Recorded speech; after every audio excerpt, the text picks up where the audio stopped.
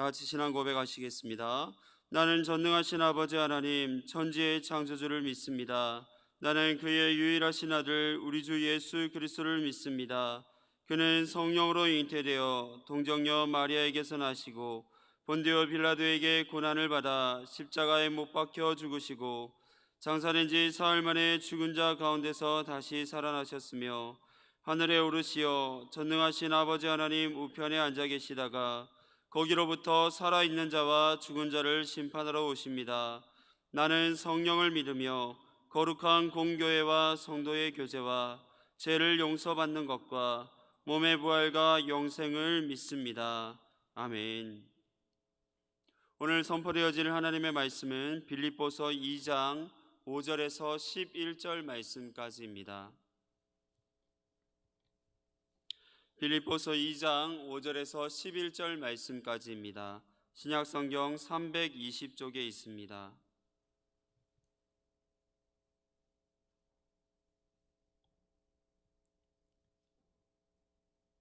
하나님의 말씀을 제가 봉독하겠습니다. 너희 안에 이 마음을 품으라. 곧 그리스도 예수의 마음이니 그는 근본 하나님의 본체시나 하나님과 동등됨을 취할 것으로 여기지 아니하시고 오히려 자기를 비워 종의 형체를 가지사 사람들과 같이 되셨고 사람의 모양으로 나타나사 자기를 낮추시고 죽기까지 복종하셨으니 곧 십자가에서 죽으심이라. 이러므로 하나님이 그를 지극히 높여 모든 이름 위에 뛰어난 이름을 주사 하늘에 있는 자들과 땅에 있는 자들과 땅 아래에 있는 자들로 모든 무릎을 예수의 이름에 꿇게 하시고 모든 입으로 예수 그리스도를 주라 시인하여 하나님 아버지께 영광을 돌리게 하셨느니라. 아멘. 앞뒤 자분들과 마음과 눈으로 인사하겠습니다. 사랑합니다. 축복합니다. 오늘 예수의 마음을 품으라 라는 말씀의 제목으로 함께 은혜를 나누고자 합니다. 바울은 모범이 되는 교회 공동체의 모습을 우리에게 소개합니다. 모범이 되는 교회 공동체에 이런 모습이 나타날 것이라는 막연한 기대감을 말하지 아니하고 확신을 가지고 모범이 되는 교회 공동체는 이런 모습이 나타난다라고 분명하게 우리에게 선포합니다. 모범이 되는 교회 공동체에는 그리스도 안에서의 권면, 사랑의 위로, 성령 안에서의 교제, 긍휼과 자비가 나타납니다. 교회는 좌절하고 실패한 사람들, 소외되고 아픔이 있는 사람들이 가까이 할 수 있는 곳이어야 합니다. 이런 사람들이 찾아올 수 있도록 그들을 이끄는 모습이 있습니다. 또한 사랑의 하나님은 말씀을 통해서 우리를 위로하십니다. 다시 말해 선포되어지는 말씀을 통해 우리는 위로를 받을 수 있고 하나님의 위로를 경험해야 합니다. 모범이 되는 교회 공동체에는 성령님을 통해 모든 성도들이 아픔과 상처를 공유하며 함께 극복해 나가는 모습이 있습니다. 이러한 모습이 우리 믿음의 사람들 사이에서만 인정되는 것이 아니라 각자의 삶의 자리에서 온전히 실천되는 모습이 나타나는 교회가 모범이 되는 교회 공동체의 모습입니다. 이것이 우리 교회가 갖추어야 될 모습인가 동시에 이 땅을 살아가는 작은 성전으로서 나의 삶의 모습이 될 때에 하나님께서 인정하시고 세상 사람들이 손가락을 치켜 세우는 아름다운 교회 공동체가 될 줄 믿습니다. 모범이 되는 교회 공동체가 실천함으로 보여줘야 되는 모습은 첫 번째로는 하나 되는 모습입니다. 하나님의 삼위일체 하나님이시듯이 우리에게 분열을 말씀하지 않고 하나 될 것을 말씀합니다. 같은 마음 같은 뜻 한 마음을 가지기 위해서 우리는 하나님 앞에 연약한 존재, 완전할 수 없는 존재임을 인정해야 됩니다. 다음으로 겸손한 마음으로 섬기는 모습이 우리 가운데 나타나야 합니다. 겸손의 모습은 허영과 다툼을 벌일 때 나타납니다. 헛된 영광을 쫓아가는 모습, 분쟁하고 당짓는 모습들은 모두가 나의 만족을 위한 것입니다. 나의 만족을 위한 삶을 살아가는 이들은 나보다 남을 낮게 여기지 않습니다. 겸손한 마음으로 남을 나보다 낮게 여기게 될 때에 존중하는 모습을 보일 수 있고 또 그 모습을 통해서 겸손한 마음으로 섬길 수 있게 됩니다. 세 번째는 자신뿐 아니라 다른 사람도 돌보는 모습이 있어야 합니다. 우리는 하나님의 나라를 위해 바른 목표를 설정하고 나아가고 있는지 날마다 나 자신을 점검해야 합니다. 또한 우리가 나아가는 방향이 세상 사람들의 눈에도 어떤 시선으로 비춰지고 있는지를 우리는 생각해야 됩니다. 내 입장뿐만 아니라 다른 이들의 입장까지도 생각하며 돌아보는 모습이 우리 가운데 있어야 합니다. 우리 교회만을 생각하는 것이 아니라 나라와 국민, 이 땅의 모든 교회를 돌아볼 수 있는 교회가 하나님 앞에 그리고 세상 사람들 앞에 모범이 되는 교회 공동체가 될 것입니다. 이 일을 위해 맡겨진 사명을 감당해 나가는 믿음의 성도들이 다 될 수 있기를 기대합니다. 그리고 바울은 오늘 모범이 되는 삶의 원형을 보여주신 분을 우리에게 소개합니다. 5절의 말씀을 보면 너희 안에 이 마음을 품으라 곧 그리스도 예수의 마음이니 라고 말씀합니다. 바울이 빌립보 교인들에게 모범이 되는 교회 공동체의 모습을 소개하고 있습니다. 이 모든 원형의 모습은 예수님의 삶 속에서 찾아볼 수 있습니다. 이 마음을 품으라는 것은 계속해서 예수님의 삶을 생각해 보아라는 뜻입니다. 너희는 예수 그리스도 안에 있는 모든 것을 계속해서 생각해 보라는 것입니다. 예수님은 육신을 입고 이 땅 가운데 오셔서 나와 같은 모습으로 살았지만 하나님의 아들이십니다. 피조물인 인간이 창조주인 하나님과 동등한 분의 생각을 안다는 것 자체가 말이 되지 않습니다. 누가복음 8장에 보면 변화산 사건이 기록되어져 있습니다. 예수님께서 베드로와 요한을 데리고 산에 기도하러 올라가셨을 때에 예수님의 용모가 변화되어 그 옷에서 강채가 나는 것을 보게 됩니다. 영광 중에 예수님께서 두 사람과 대화하는 것을 보고 베드로가 예수님께 제안을 합니다. 주여, 우리가 여기 있는 것이 좋사오니 하나는 초막셋을 짓되 하나는 주를 위하여, 하나는 모세를 위하여, 하나는 엘리야를 위하여 짓겠다라고 말합니다.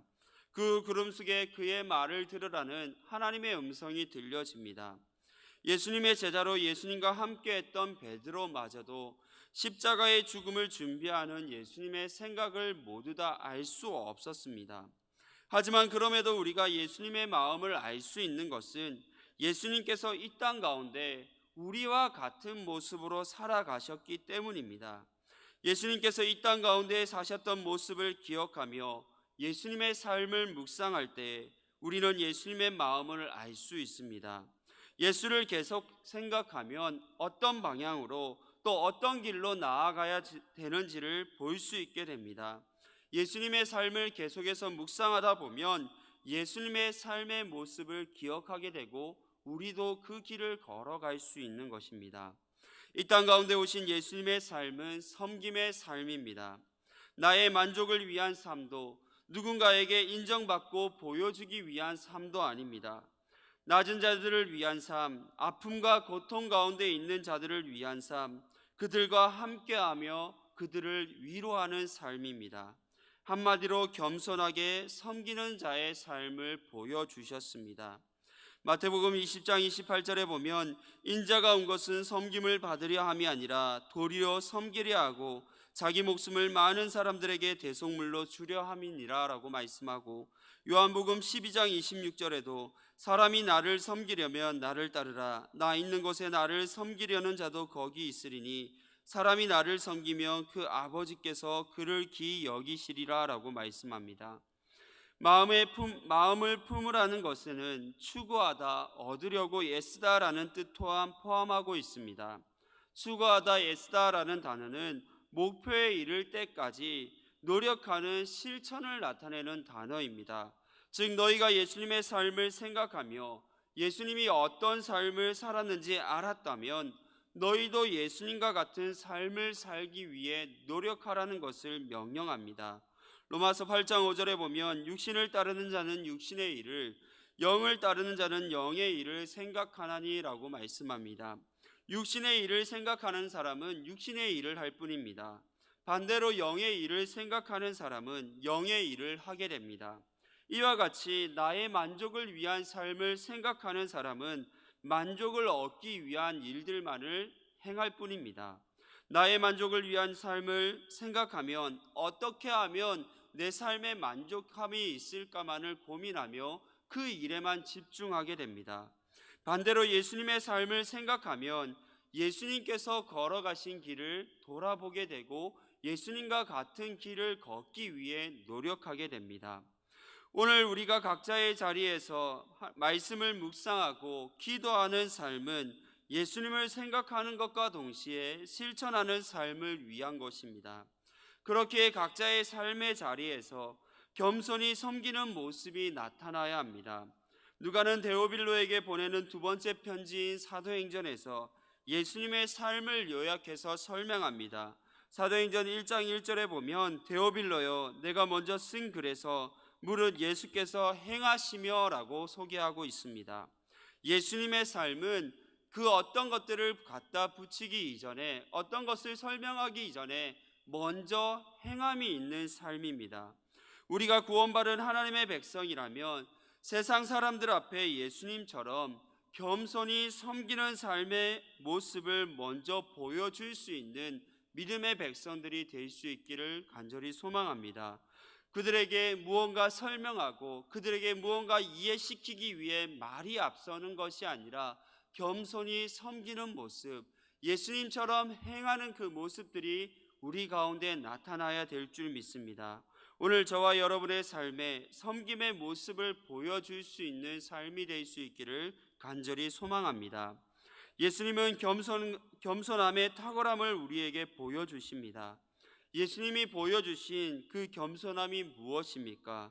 6절의 말씀을 보면 그는 근본 하나님의 본체시나 하나님과 동등됨을 취할 것으로 여기지 아니하시고 라고 말씀합니다. 예수님은 자기의 지위를 자기의 것으로 생각하지 않습니다. 근본이라는 말은 시작을 의미하고 하나님의 본체라는 말은 예수님께서 하나님의 본질적인 속성과 성품을 지니신 분임을 의미합니다. 즉 예수님은 시작부터 이 땅 모든 것이 시작될 때부터 하나님의 본질적인 속성과 성품을 지니신 분이라는 뜻입니다. 다시 말해 예수님이 곧 하나님이시라는 뜻이 됩니다.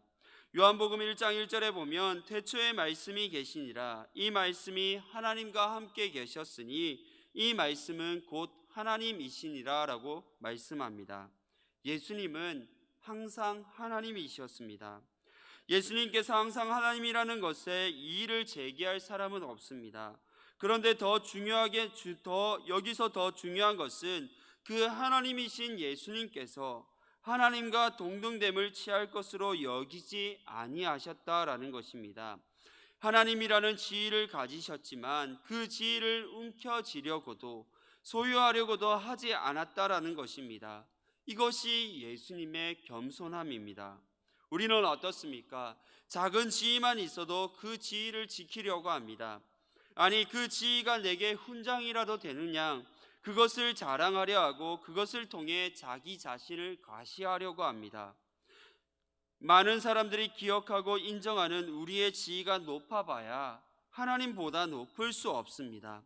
하나님께서 우리에게 지위를 주신 것은 자랑하기 위함도 자신을 과시하기 위함도 아닌 하나님의 백성들과 하나님의 교회를 위해 세상 많은 사람들을 위해 겸손히 섬김의 삶을 살아가라고 나에게 주신 것을 잊지 말아야 합니다.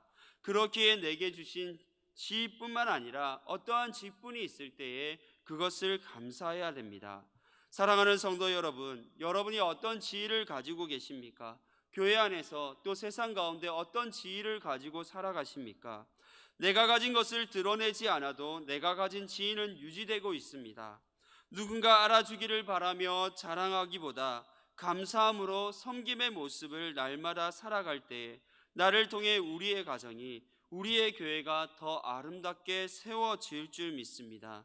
내가 가진 그 지위를 가지고 뽐내기보다는 그 지위를 드러내지 않더라도 그 지위에 합당한 섬김의 모습을 보일 때 우리를 통해 더 아름다운 모습들이 드러나게 되고 더 아름다운 교회가 세워지게 될 줄 믿습니다. 7절의 말씀을 보면 오히려 자기를 비워 종의 형체를 가지사 사람들과 같이 되셨고 말씀합니다. 예수님은 강압에 의해 자기를 비우신 것이 아니라 자기 스스로 의지를 가지고 자신을 비우셨습니다. 예수님은 하나님과 동일한 분으로 모든 영광을 받기에 합당한 분이십니다. 그러나 예수님은 스스로 영광받는 것을 뒤로하고 인간과 동일한 모습으로 이 땅 가운데 오신 것입니다. 하나님의 아들로서 누릴 수 있는 모든 권리를 포기한 것입니다. 나에게 주어진 어떤 특별한 권리가 있을 때 그것을 포기한다라는 것은 쉬운 일이 아닙니다. 아무나 할 수 있는 일이 아닙니다. 오직 나보다 다른 사람을 먼저 생각하고 섬길 준비가 된 겸손한 사람만이 할 수 있습니다. 그런데 오늘날 우리의 모습을 보면 섬기겠다 말하는 사람들이 섬김의 권리가 주어졌을 때에 자신을 비우는 것이 아니라 섬김의 권리를 통해 자신을 채우려고 하는 것을 보게 됩니다. 사람들이 부여한 권리마저도 쉽게 포기하지 못하는 것이 우리의 모습입니다. 그러나 예수님의 권리는 고유한 권리입니다. 누가 부여해 준 것이 아니라 태초부터 예수님께서 가지고 있는 권리였습니다. 그럼에도 불구하고 스스로 그 모든 권리를 내려놓습니다. 자기를 비우는 것은 권리를 포기하는 것입니다. 섬기려는 자는 자신이 가진 권리를 포기해야 됩니다. 여호수아는 모세의 뒤를 이어 이스라엘의 백성의 지도자로 가나안 땅으로 인도하는 임무를 부여받습니다. 가나안의 첫 성인 여리고와의 전쟁을 앞두고 있을 때에 하나님의 군대 장관이 그를 찾아옵니다. 그리고 그에게 요구한 것이 자신의 권리를 포기하라는 것입니다. 여호수아는 주저하지 않고 군대 장관으로서의 자신의 권리, 이스라엘 백성들을 이끌고 있는 리더로서의 권리를 모두 다 포기합니다. 포기하고 나아갔을 때에 하나님의 계획대로 모든 것이 이룰 수 있게 됩니다. 오늘 우리의 교회와 그리스도인들에게 요구되는 것이 권리를 포기하는 것입니다. 지금은 권리를 포기할 때 손해를 보는 것 같고 지금은 이해할 수 없는 모습일 수 있지만 결국 권리를 포기함으로 더 놀라운 하나님의 역사를 보게 될 줄 믿습니다. 권리를 붙잡으려 하기보다 스스로 비움으로 하나님의 채우심과 높이심을 경험하는 우리 모두의 삶이 되어질 수 있기를 소망합니다. 8절의 말씀을 보면 사람의 모양으로 나타나사 자기를 낮추시고 죽기까지 복종하셨으니 곧 십자가에 죽으심이라. 아멘. 예수님께서 자신의 지위를 포기한 것이 우리에게 겸손입니다. 예수님께서 자신의 권리를 포기하신 것이 더 큰 겸손의 모습입니다. 하지만 이보다 더 놀라운 겸손의 모습을 예수님은 우리에게 보여주십니다. 십자가에서 죽으시기까지 자신을 낮추시고 복종하시는 것입니다. 우리는 십자가 사건을 너무 쉽게 이야기합니다. 하지만 자신의 생명을 다른 사람을 위해 내어주는 것 쉽지 않습니다. 아무도 할 수 없고 오직 예수님만이 하실 수 있습니다. 예수님께서 무엇 때문에 자신을 낮추시고 죽기까지 복종하시는 것입니까? 그 이유는 제 가운데 살고 있는 어리석은 나를 위해서입니다. 나를 살리기 위해서, 나를 부요하게 하시기 위해서입니다. 고린도후서 8장 9절에 보면 우리 주 예수 그리스도의 은혜를 너희가 알거니와 부요하신 이로써 너희를 위하여 가난하게 되심은 그의 가난함으로 말미암아 너희를 부요하게 하려 하심이라라고 분명하게 말씀합니다. 그렇다면 우리 또한 순종해야 되는 이유가 무엇이겠습니까? 아직 하나님의 은혜를 알지 못하는 모든 사람들을 겸손하게 섬기기 위함입니다.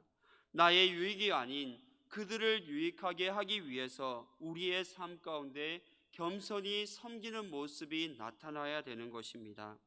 우리가 이러한 삶을 살 때 나를 통해 예수 그리스도의 이름이 높아지고 하나님께서 모든 영광을 받으실 줄 믿습니다. 9절에서 11절의 말씀을 보면 이름으로 하나님이 그를 지극히 높여 모든 이름 위에 뛰어난 이름을 주사 하늘에 있는 자들과 땅에 있는 자들과 땅 아래에 있는 자들로 모든 무릎을 예수의 이름을 꿇게 하시고 모든 입으로 예수 그리스도를 주라 시인하여 하나님 아버지께 영광을 돌리게 하셨느니라. 모든 것들 가운데 하나님의 이름을 높이고 영광을 받게 하시겠다라고 분명히 말씀하고 있습니다. 우리가 겸손히 섬기며 나아갈 때에, 하나님께서 기뻐하시는 그 모습의 삶을 살아낼 때에 우리의 삶을 통해 예수의 이름이 높아지고 하나님께서 온전히 영광 받으실 줄 믿습니다. 우리의 삶 속에 겸손함과 섬김의 모습이 보여지므로 하나님 앞에 잘했다 칭찬받는 믿음의 교회 공동체를 만들어가는 저와 여러분들의 삶이 될 수 있기를 간절히 소망합니다.